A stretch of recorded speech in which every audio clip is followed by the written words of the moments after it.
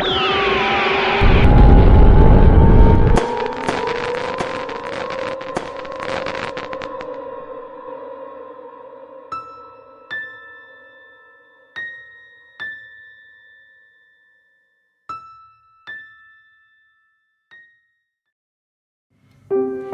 kedalaman hutan tropis yang lebat, di antara dedaunan hijau zamrud dan gemericik air terjun, hiduplah seekor nyamuk mungil bernama Didi.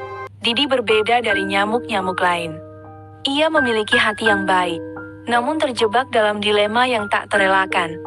Ia adalah nyamuk, dan darah adalah makanannya. Kehidupan Didi adalah serangkaian paradoks. Ia ingin berbuat baik, ingin menghormati kehidupan lain, tetapi naluri dasarnya mendorongnya untuk menghisap darah makhluk hidup lainnya. Setiap kali proboscisnya menusuk kulit hewan, rasa bersalah menggigit hatinya lebih tajam daripada gigitannya sendiri. Ia melihat ketakutan di mata tupai kecil yang bulu-bulunya menggeliat, merasakan kekesalan monyet yang menggaruk kulitnya, dan mendengar keluhan burung yang sayapnya bergetar. Didi bukanlah nyamuk yang rakus. Ia hanya menghisap secukupnya untuk bertahan hidup. Namun rasa sakit yang ditimbulkannya tetap tak terhindarkan. Lebih dari sekali, ia nyaris terbunuh. Seekor katak besar pernah menamparnya dengan keras karena merasa terganggu. Dan seekor burung hantu hampir menangkapnya saat ia sedang asyik menghisap darah tikus. Kehidupannya bagai berjalan di atas tali yang rapuh. Setiap saat terancam putus. Suatu hari, Didi merasa putus asa. Ia bersembunyi di balik daun lebar. Air matanya hampir jatuh. Ia merasa dirinya sebagai kutukan bagi hutan, makhluk yang membawa penderitaan tanpa niat jahat. Ia berdoa pada angin, pada sungai, pada dedaunan, memohon agar ada jalan keluar dari dilema ini. Doanya didengar, atau mungkin hanya kebetulan.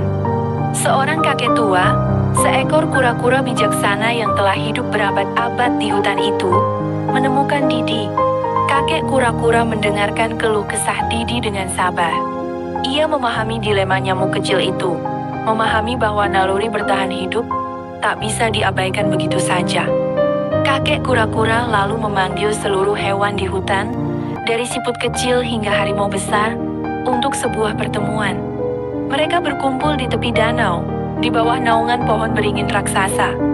Didi, gemetar ketakutan dan rasa bersalah, bersembunyi di balik daun, mendengarkan dengan seksama.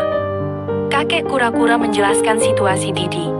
Ia menekankan bahwa Didi bukanlah makhluk jahat.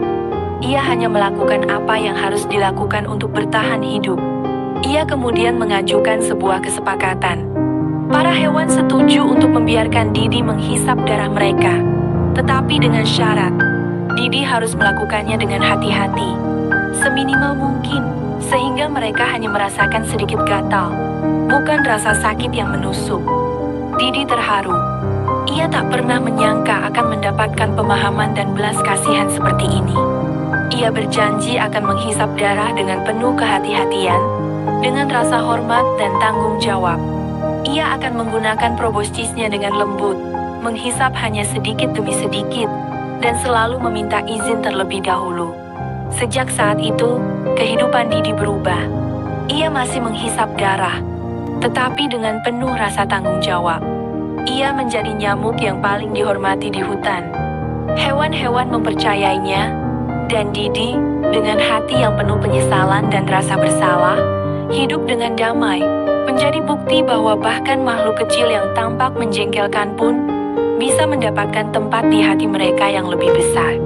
Kisah Didi menjadi legenda di hutan tropis yang lebat, sebuah kisah tentang pemahaman, penerimaan, dan keseimbangan hidup yang rapuh.